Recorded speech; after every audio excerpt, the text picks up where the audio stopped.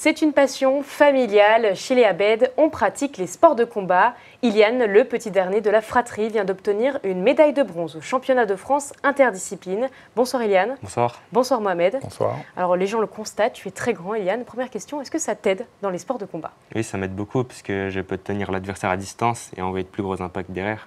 Alors justement, vous en tant que papa, comment vous le vivez un petit peu?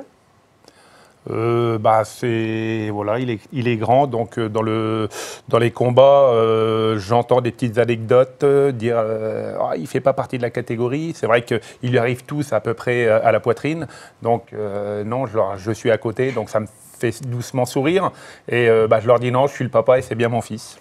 Alors justement, vous êtes le papa et le coach, on va y revenir un petit peu plus tard. Quelle est la catégorie pour qu'on visualise bien un petit peu? Cadet moins de 75 kg. Ok, cadet moins de 75 kg. Alors justement, si le papa est sur le plateau, c'est parce qu'il vous a transmis un petit peu cette passion du sport de combat. Comment vous êtes tombé dedans finalement? J'ai voulu suivre mon père et mes frères et j'aime beaucoup ce sport. J'aime bien les combats, recevoir des coups et en remettre.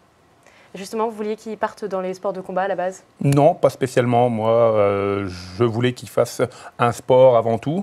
Donc, ils ont démarré par les sports de combat. Ils sont partis, se sont dirigés vers le foot. Ils ont fait du foot. Et d'eux-mêmes, les trois frères sont revenus sur les sports de combat. Alors, les trois frères sont venus et toi aussi, tu y es revenu.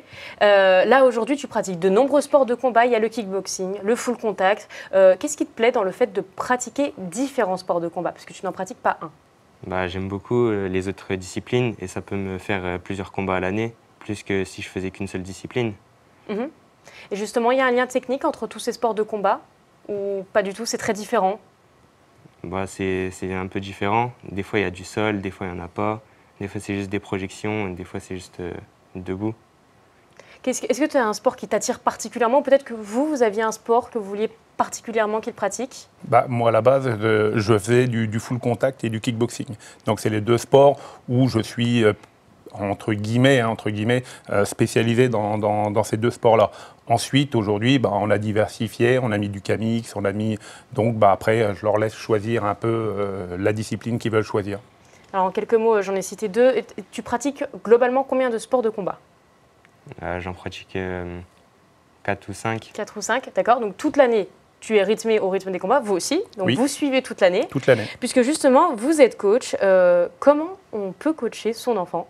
En tout cas, est-ce que c'est difficile d'être le coach de son fils?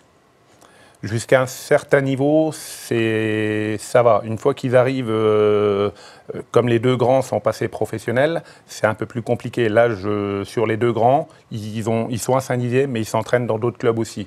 Pour la gestion, moi, j'ai pas, en fait, moins de problèmes à gérer les humeurs. Donc, c'est un peu plus compliqué quand ils sont plus âgés. Là, à l'âge d'Iliane, ça va tout seul. Voilà. Est-ce que vous êtes dur? Comment ça se passe? Il faut être carré, j'imagine. Il faut laisser le familial de côté.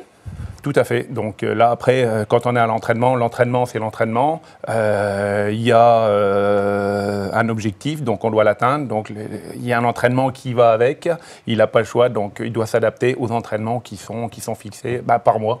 Et Pascal Fétigue et Bruno Loiseau, parce qu'on est trois coachs. Trois coachs. Vous êtes au complexe sportif? Roger Michelot, oui, c'est ça.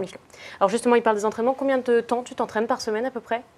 Par semaine, environ 8 à 10 heures. 8 à 10 heures, ça se passe comment? Si tu me décris ta semaine à peu près, combien de temps tu passes dans le complexe sportif? En course aussi, tu fais de la course? Oui, le mardi, il y a 2 heures d'entraînement, 2 heures à 3 heures, de 18 à 21 heures.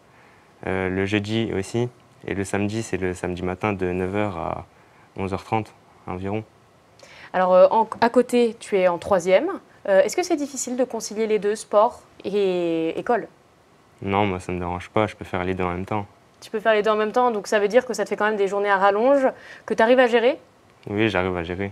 Et vous aussi, j'imagine que vous organisez plutôt bien les journées.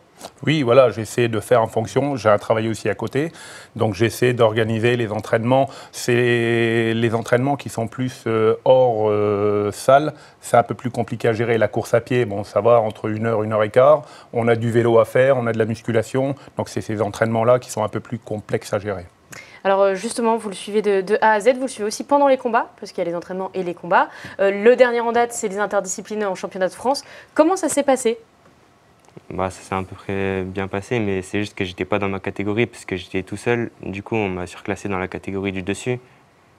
Et les adversaires étaient plus lourds que moi. Alors justement, des adversaires de 81 kilos, c'est ça? Ça, Comment ça se passe quand on affronte un adversaire qui est plus compétent, en tout cas plus imposant que soi? bah, sur les emmener au sol, ça fait plus mal les impacts. Mais debout, ça allait. Tu as encaissé finalement. Tu étais stressé un petit peu à l'idée de combattre plus fort que toi, on peut le dire. Je dis plus fort, hein, mais finalement, c'est toi qui as réussi à obtenir une médaille de bronze. Non, pas forcément, je stresse pas. Tu ne stresses pas pendant les combats. Comment tu te sens avant un combat? Comment on s'y prépare mentalement? Moi, je me sens bien en général avant mes combats. Vous veillez aussi au mental, j'imagine. Il y a le physique, il y a le mental. Comment on prépare son fils à un combat?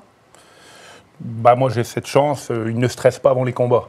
Donc c'est vraiment une chance. Donc je le laisse un petit peu vaquer à ses occupations avant les combats. Je l'échauffe, on démarre une bonne demi-heure avant le combat. Et puis on attend le combat qui arrive. Et moi, ça me permet entre-temps de m'occuper aussi des autres compétiteurs qui sont là aussi pour combattre. Dernière question, quelle est la suite? J'imagine que le palmarès est déjà très long, mais vous n'allez pas vous arrêter ici. Yann, tu as envie de partir quel côté après? Bah, après, je voudrais devenir pro et aller plus loin dans la boxe. Donc boxe, là plutôt, tu ciblerais un sport? Kickboxing, oui. Kickboxing, ok.